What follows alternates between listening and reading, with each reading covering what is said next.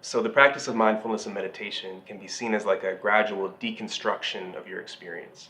Um, Taking chunks of your experience and then breaking it down, putting it under a microscope and looking at all of the smaller and smaller pieces that are put together to create this patchwork of experience.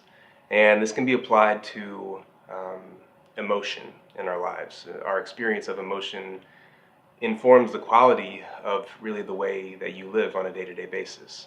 And so something from cognitive behavioral therapy can be helpful in terms of conceptualizing this. The ABC model of emotion.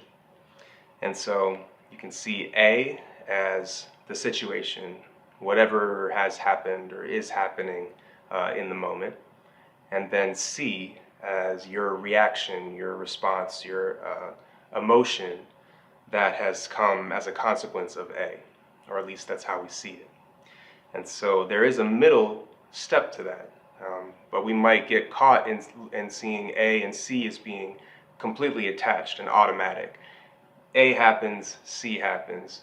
I'm feeling angry because of this thing that they did. I'm feeling sad because of this, anxious because of this, and they become tied together. And so there's another step, and that's B, and that is your interpretation of A. And over time, that can become lost.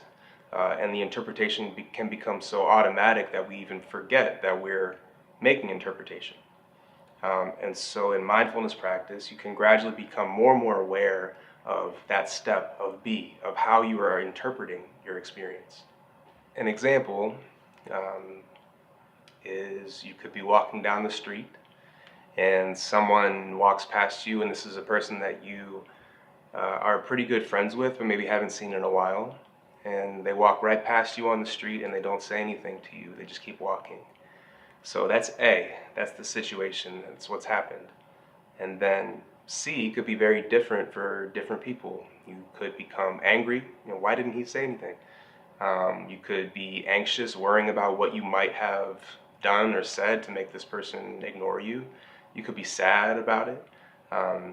Or you could assume that they didn't see you, and if you wanted to, you could turn around and go track them down and say hello. All those different responses and reactions are based on that B step, that interpretation of A. And so we can develop the ability to become more and more aware of that interpretation step. And that's not to discount your emotional feeling, not to detach yourself from that, but we could become more aware of where it's really coming from. It could be coming from anger with our partner, anger at our parents, or sadness about something that's happened in our past that we continue to project onto our experience in that automatic interpretation step. So we can gradually develop and add to the space between A and B, and then B and C, and really see these things more clearly and have that automatic connection between A and C have less and less control over our lives.